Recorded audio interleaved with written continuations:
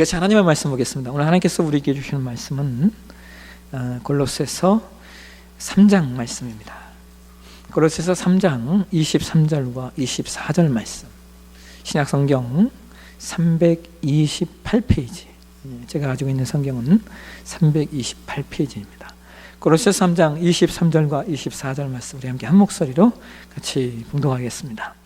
무슨 일을 하든지 마음을 다하여 주께 하듯 하고 사람에게 하듯 하지 말라. 이는 기업의 상을 주께 받을 줄 아나니 너희는 주 그리스도를 섬기느니라. 아멘. 들으신 예물을 위해서 기도하겠습니다. 하나님, 주의 백성들이 하나님을 예비하며 귀한 예물을 봉헌에 올려드렸습니다. 여러 모양으로 드린 이 예물 기억해 주시옵소서. 하나님 앞에 10의 1조로 감사로 주일로 또 장학헌금으로 또 여러 가지 마음을 담은 헌금, 특별히 또한 교육관 건축을 위하여 또 드린 이 예물들 하나님 모두 기억해 주시고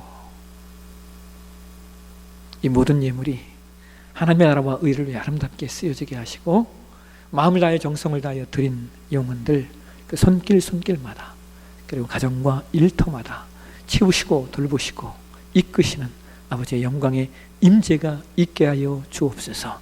모든 예물에 기름 부어 주시고 하나님이 어떻게 하나님의 나라와 의를 위해 헌신하고 수고하는 자들에게 하나님의 기름 부으시는지 삶을 통해 경험하게 도와 주옵소서. 거룩하신 예수님의 이름으로 축복하고 기도합나이다. 아멘. 예, 오늘 봉독한 말씀을 가지고 부르심과 보내심이라고 하는 제목으로 말씀을 나누도록 하겠습니다. 백령도에 맨 처음 세워진 교회가 중화동 교회라는 교회가 있습니다. 사람들이 보통 백령도에는 100년 되는 교회가 흔하다고 얘기할 정도로 100년 된 교회가 오래된 교회가 많이 있는데요. 그 백령도에 맨 처음 세워진 교회가 중화동 교회입니다. 이 중화동 교회는 남북한 통틀어서 우리나라의 세 번째로 세워진 교회이고요. 또 남한 최초의 자생교회입니다. 저 이북의 소래교회처럼 남한에서 선교사가 세운 교회가 아닌 한국인에 의해서 교회가 세워졌기 때문에 자생교회라고 말합니다. 이 중화동 교회를 세운 분이 누구냐면 허득이라는 이름을 가진 분인데요. 이분은 1894년에 백령도의 당상관이라는 관리로 일했습니다. 이 당상관이 그 시대는 정삼품의 관리였습니다. 상당히 높은 직책이었죠. 그런데 1896년에 충청도의 공주 출신인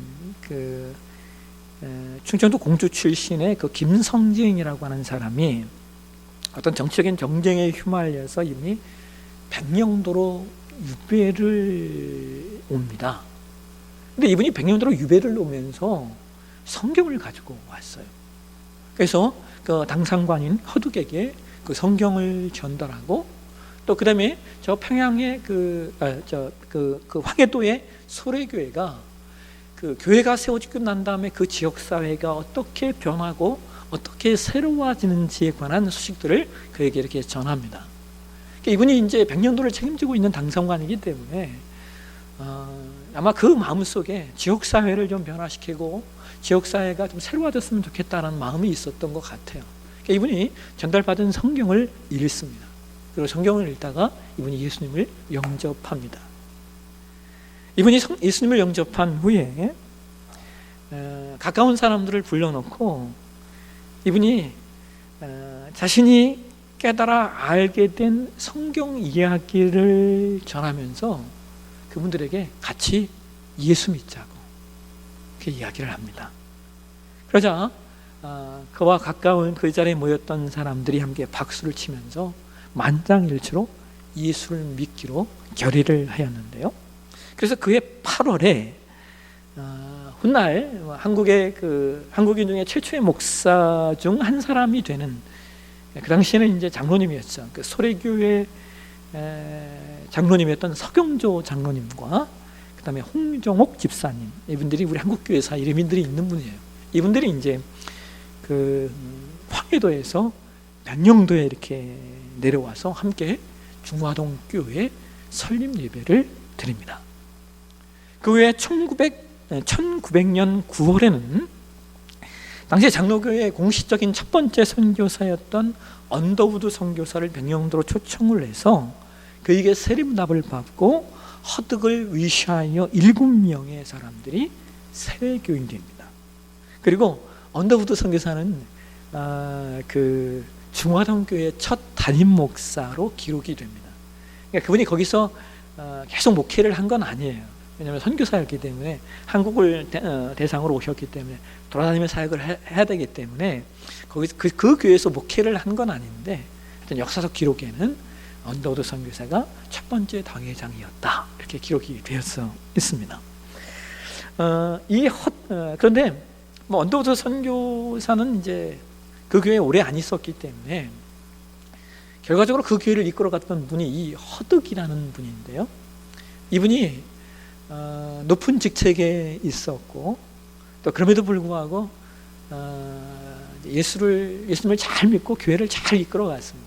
이분이 이제 나중에 숨질 때 하나님께 소천받을 때 자녀들을 모아놓고 이런 말을 했대요. 예수 잘 믿어라. 이 말을 남겼대요.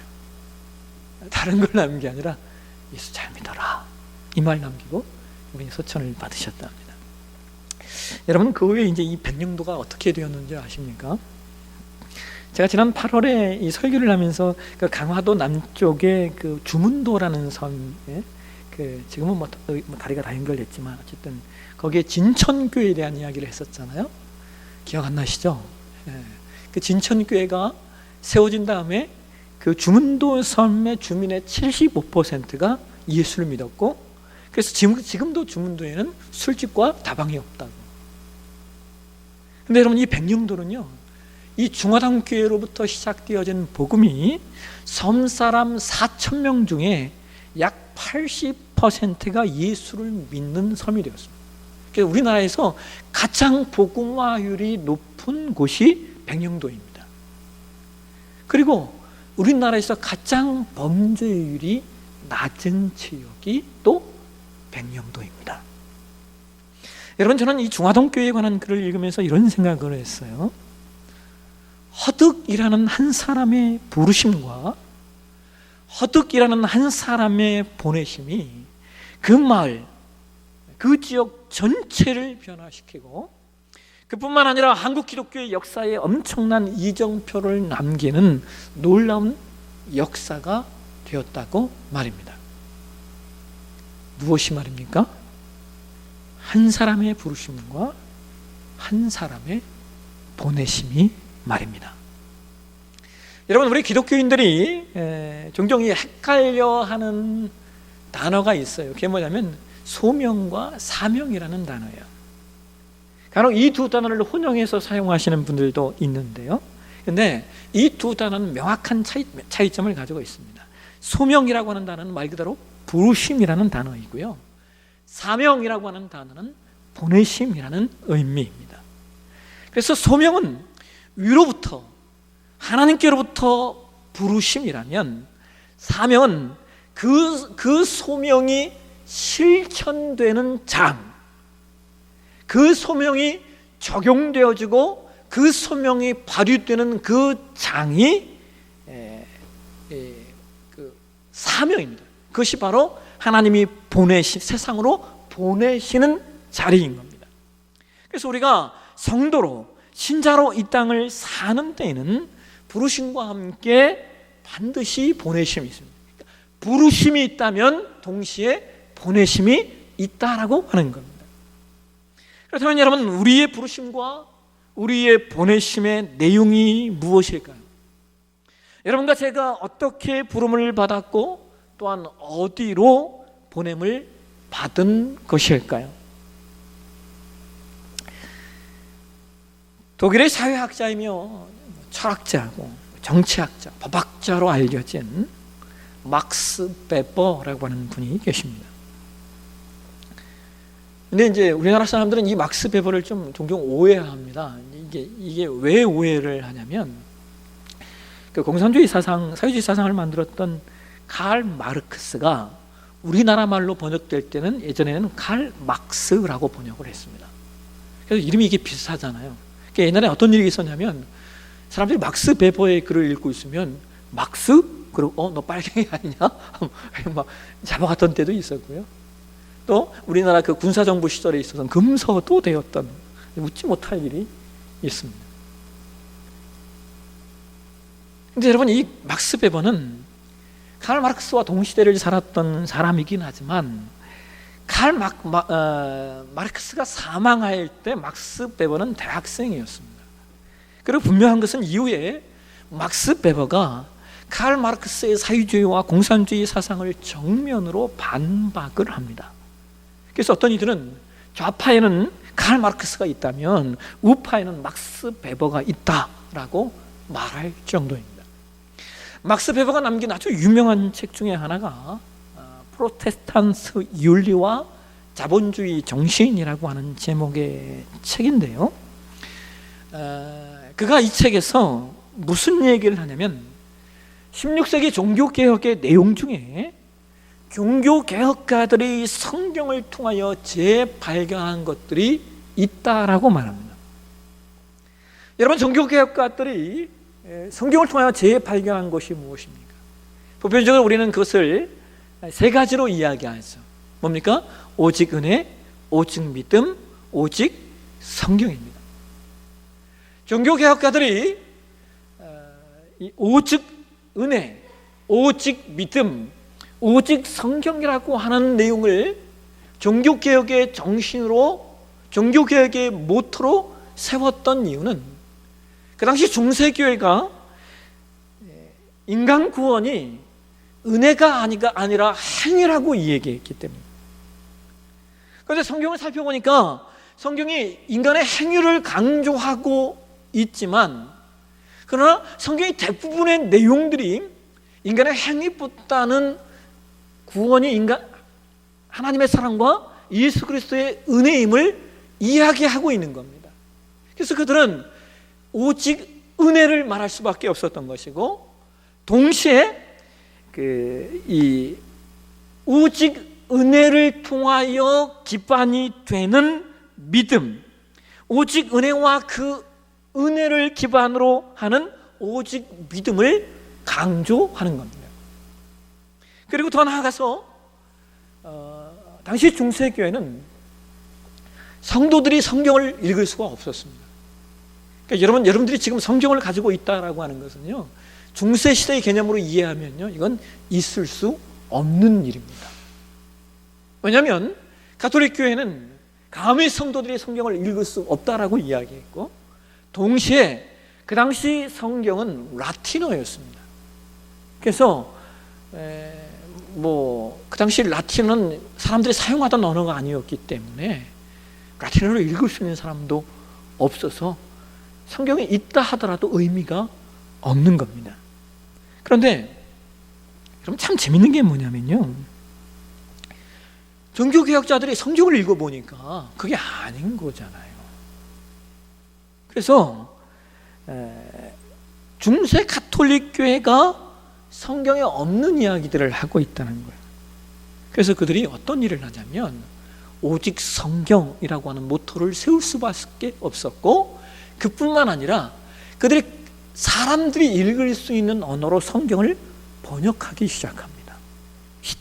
그 나라 그 국가의 언어로 성경을 번역하기 시작합니다. 근데 여러분, 역사의 아이러니가 역사의 아이러니가 뭐냐면요, 성경을 번역했더라도 사람들에게 성경을 주려면 뭐가 만들어져야 돼요? 이게 그냥 쓰는 거 가지고는 몇 번이나 만들어내겠습니까? 근데 그 시대에, 이 종교개혁 시대에 어떤 역사가 일어나요? 여러분 잘 아시는 구텐베르크의 활판 인쇄술 혁명이 일어나는 거예요. 이게 딱 맞아떨어져요. 그래서 개혁자들이 성경을 번역한 그들의 언어로, 사람들의 언어로 번역한 그 성경이 구텐베르크의 활판 인쇄술을 통하여서 책으로 막 만들어지기 시작합니다. 그러면서 사람들에게 성경이 전해지게 되고 그것이 종교개혁의 아주 강력한 동인이 됩니다. 그러니까 여러분, 사람들이 그런 얘기를 하잖아요. 역사는 우연의 일치라고. 근데 여러분, 우리가 신앙적으로 역사를 이렇게 돌아보면요, 매 순간마다 하나님의 일하심과 하나님의 역사가 없었던 것이 없습니다. 여러분, 중세 천년을 구가하는 역사를 바꾸는 데에는 인간의 힘만으로는 가능하지 않았다라고 하는 것이죠. 그런데 종교개혁가들이 이렇게 오직 은혜, 오직 믿음, 오직 성경이라는 내용만 재발견하는 것이 아니라 막스 베버가 여기에 하나 더 추가를 합니다. 그것이 뭐냐면 사도 바울의 소명사상이라는 겁니다. 여러분, 이 소명사상이 뭐냐면 중세 가톨릭 교회는 성직자, 즉 사제들만 하나님께 소명을 받았다라고 이야기했습니다. 반면에 성도들은 하나님께 소명을 받은 것이 없다라고 여겼고, 그래서 성도들의 삶과 그들이 가지고 있었던 직업은 하나님의 부르심과는 하등의 관계가 없다라고 말합니다. 그래서 그들은 직업은 이 세상에서 빵을 얻기 위해서는 의미 있는 일이지만 도덕적으로 그리고 신학적으로 중요한 것이 아니다라고 말했습니다. 그런데 종교개혁가들은 그렇지 않다는 거예요.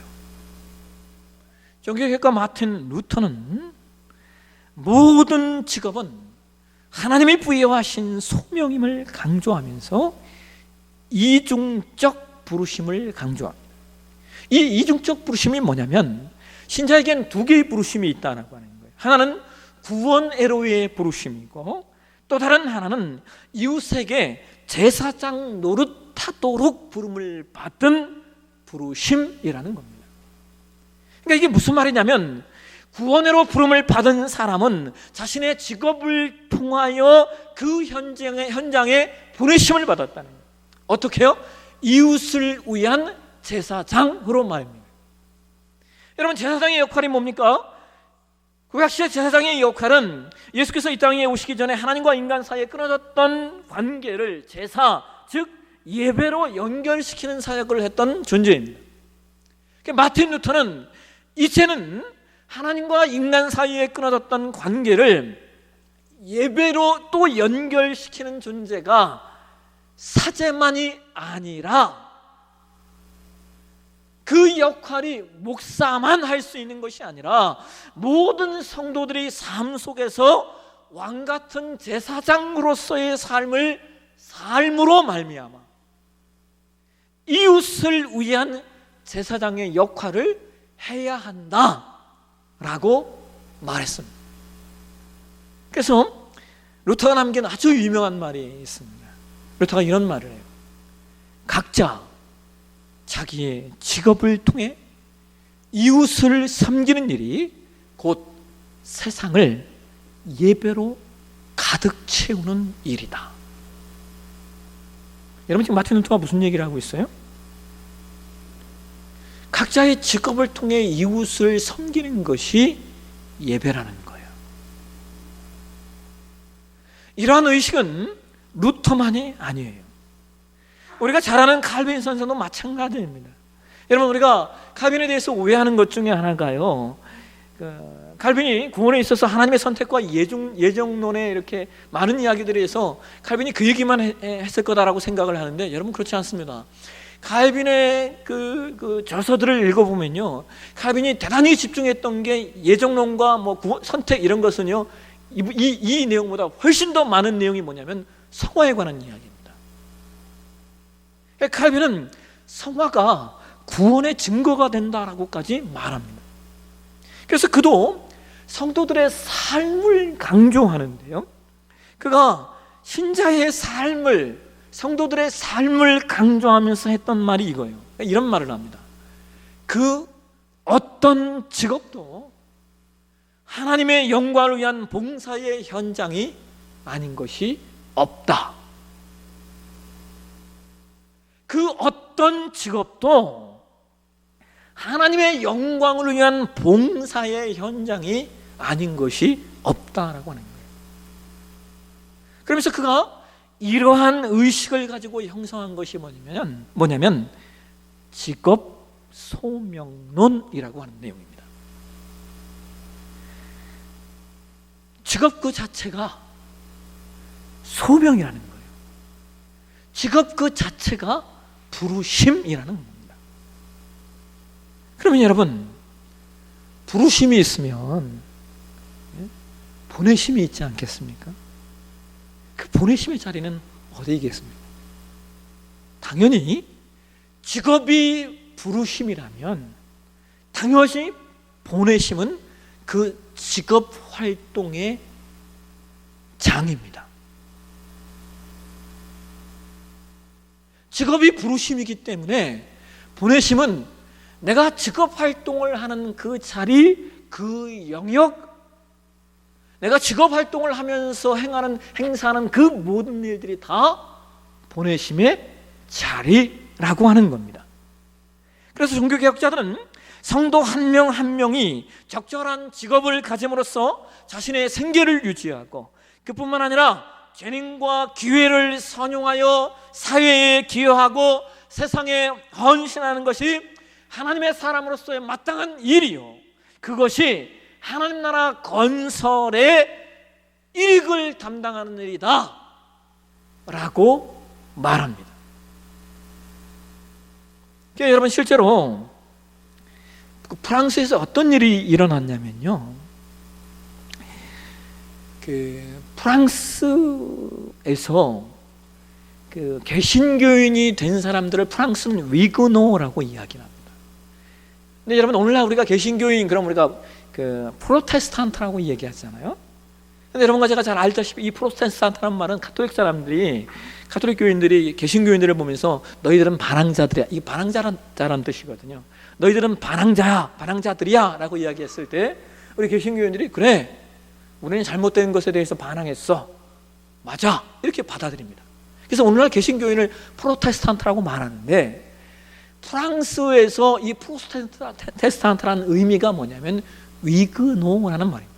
역시 그 당시에 이 프로테스탄트라는 말이 경멸해 그리고 무시하는 내용이 되었던 것처럼 위그노도 역시 그런 의미였습니다.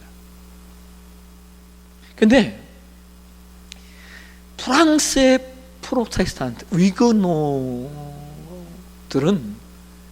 아주 좀 특별한 내용을 갖고 있었어요. 그게 뭐냐면, 프랑스에서 개신교인이 되었던 성도들 중에 가장 많은 그룹이 어디였냐면, 그 당시에 장인 그룹이었습니다.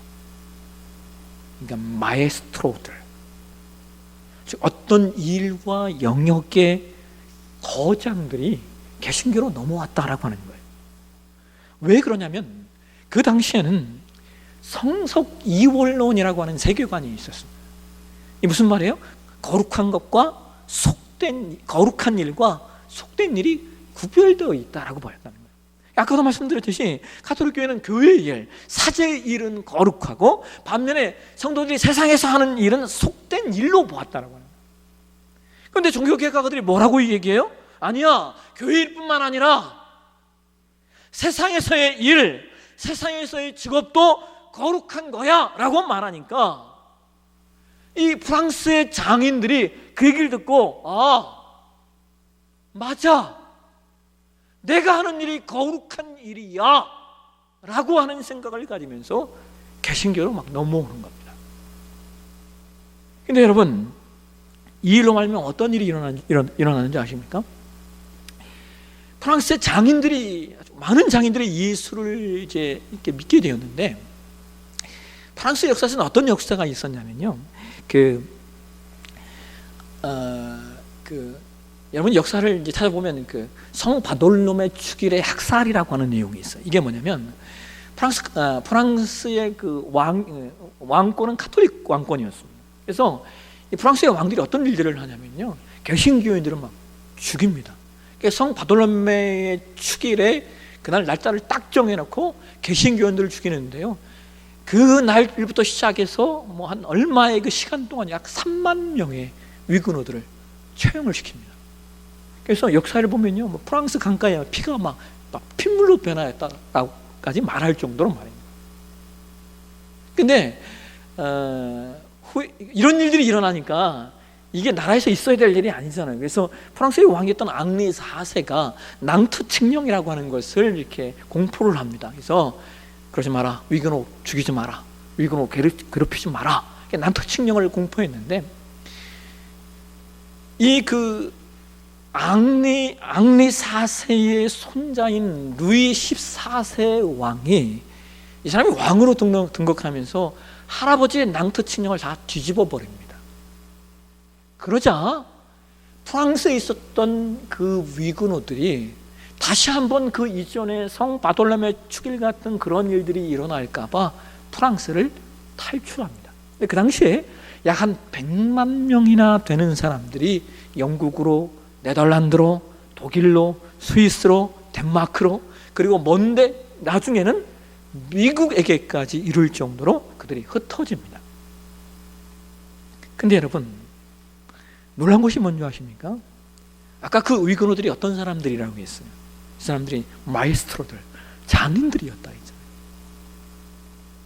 이 사람들이 흩어져서 무슨 일을 하냐면요, 흩어진 곳에서 그 나라들의 산업을 이 사람들이 발전을 시킵니다. 왜? 장인들이니까요. 그들이 가진 기술력이 대단했거든요.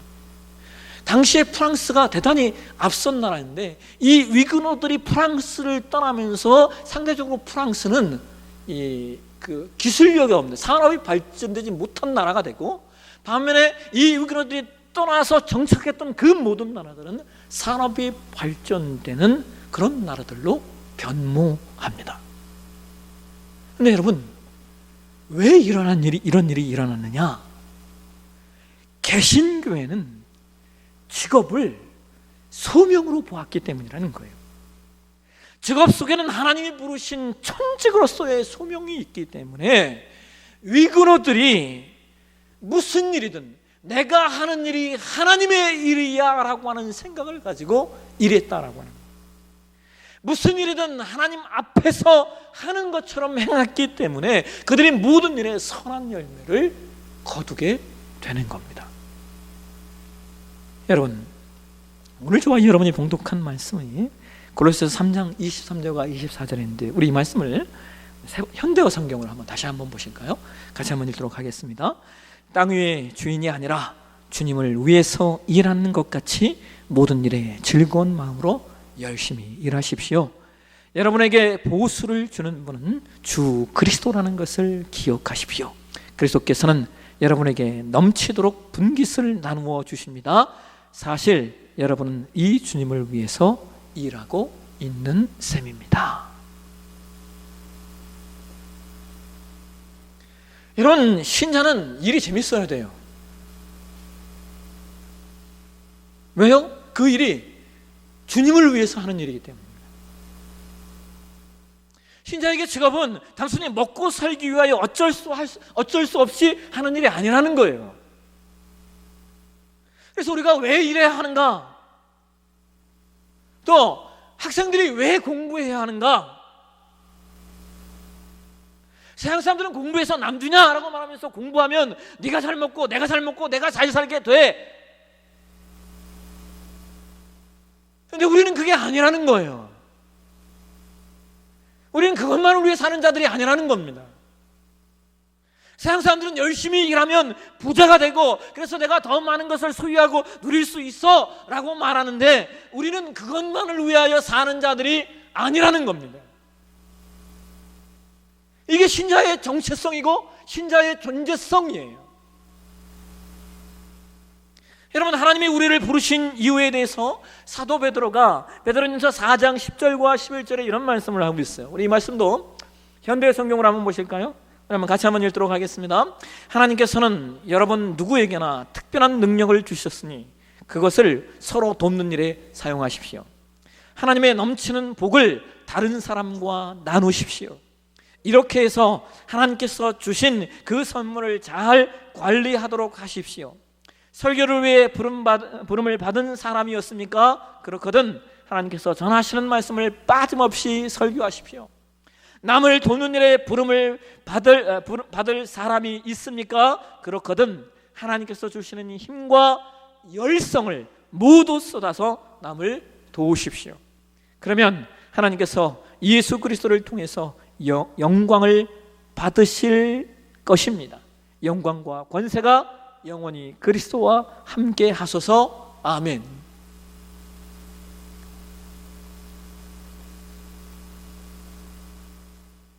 여러분, 우리 모두는 각자의 부르심과 각자의 보내심의 자리가 있어요.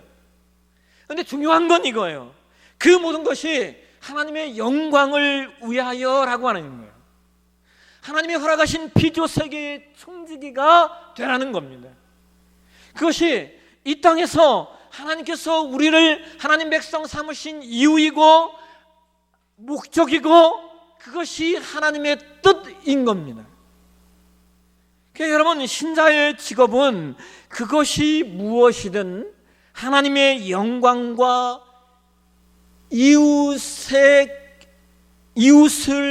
위하여 이웃을 돕는 일에 선하게 사용되어야 돼요. 우리가 하는 모든 일이 이웃을 돕는 일이다라는 의식을 가져야 한다라고 하는 겁니다. 예전에 우리 교회 말고 제가 예전에 그 살가던 교회에서 한 성도님이 저에게 이런 질문을 했어요. 그분의 직업이 뭐냐면 레카차라고 하죠. 그걸 운행하시는 분이었어요. 근데 이분이 저한테 그러는 거예요. 너무 어렵대요. 왜요? 그랬더니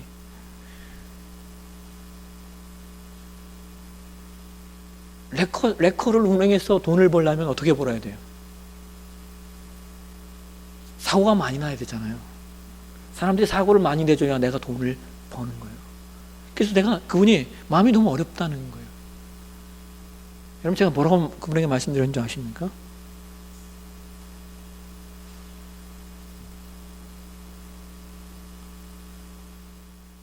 그 일이 단순히 돈을 벌기 위한 수단이 아니라 그 일이 교통사고를 당해서 위기에 처한 사람을 빨리 찾아가서 빨리 구조해주는, 빨리 찾아가서 또 다른 사고가 일어나지 않도록 하는 일로 그 일을 생각하십시오라고 말씀드렸어요. 여러분, 그렇지 않습니까? 단순히 돈을 벌기 위한 목적이 되면 많은 사람들이 피해를 당하는 것이 나에게 유익이 되는 직업이지만, 그러나 직업이 소명이 되면 차량사고로 위기에 빠진 사람들을 빨리 도와주는 일이 되는 거예요. 그러니까 여러분, 우리가 어떤 의식을 가지고 일하느냐가 대단히 중요합니다. 내가 지금 하는 일이 어떤 의식, 어떤 목표를 가지고 하고 있느냐에 따라 내 일이 달라지는 거예요. 여러분, 잘 아시는 얘기가 있잖아요. 청소부가 그 거리를 쓸고 있는데 어떤 사람은 내가 이것밖에 할 수 없어서 이 일을 하고 있어요 라고 말한다면, 어떤 사람은 뭐라고 얘기했다고요? 내가 지구의 한 모퉁이를 지금 정화시키고 있다고.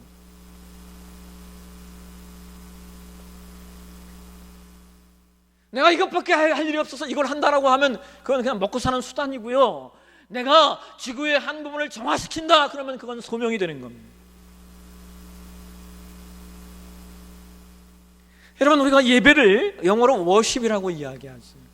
근데 이 워십이라는 단어의 어원이 어디서 왔냐면요, 워크라는 단어에서 왔어요. 일이라는 단어가 예배라는 단어의 어원이 된다라고 합니다. 그래서 신자의 삶으로서의 예배, 우리가 삶에서 살아내는 삶으로서의 예배는 사실은 여러분의 일이 되셔야 됩니다. 여러분이 하시는 일이 예배가 되게 하셔야 된다라고 하는 거예요. 내가 가지고 있는 직업을 통해서 그것이 하나님이 받으시는 예배가 되도록 그 직업을 만들어 가셔야 한다는 겁니다. 그러니까 여러분, 두부 한 모를 만들더라도 예배자의 자세로, 커피 한 잔을 만들더라도 예배자의 마음으로, 음식 하나를 만들더라도 예배자의 태도로, 아이들 한 명을 가르치더라도 하나님을 예배하는 것처럼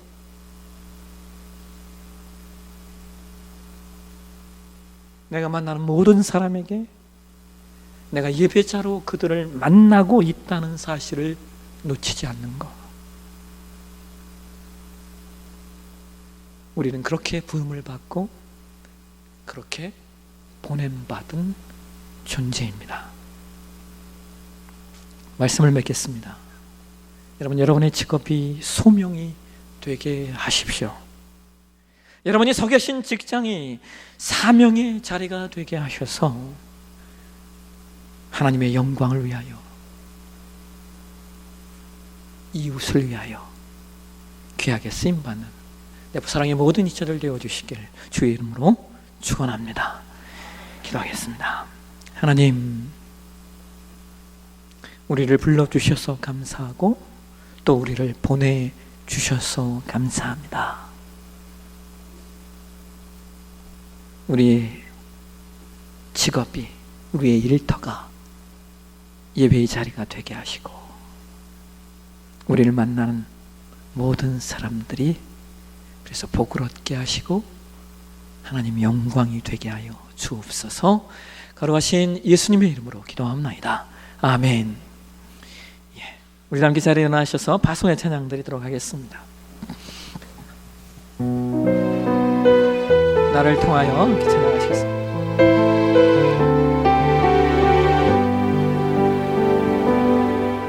지금 서 있는 이곳에서 높임을 받으소서. 내가 밟는 땅 주님의 땅이니 하늘이 주의 이름 높이 올리며 넓은 마음 주를 노래해. 모든 만물 주를 경배해. 모든 입술 주를 찬양해.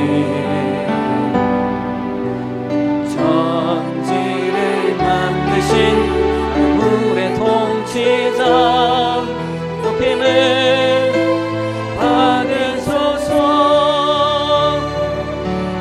평생에 주의 이름 높이며 어느 곳에서든지 주님을 예배하리라. 내가 밟는 모든 영광이 선포되어야 하리. 찬양하며 주님을 예배할 때 하늘 가득한 주의 영광 보리라. 나를 통하여 나의 입술을 인하여 주의 이름 높임을 받으소서. 내 평생에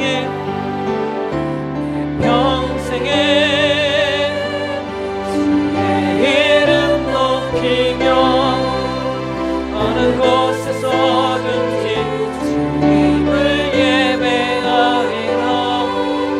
내가 밟는 모든 아버지의 영광이 선포되어야 하리. 찬양하며 주님을 예배할 때 하늘 가득한 주의 영광 보리라. 나를 통하여 나의 입술 인하여 주의 이름 높임을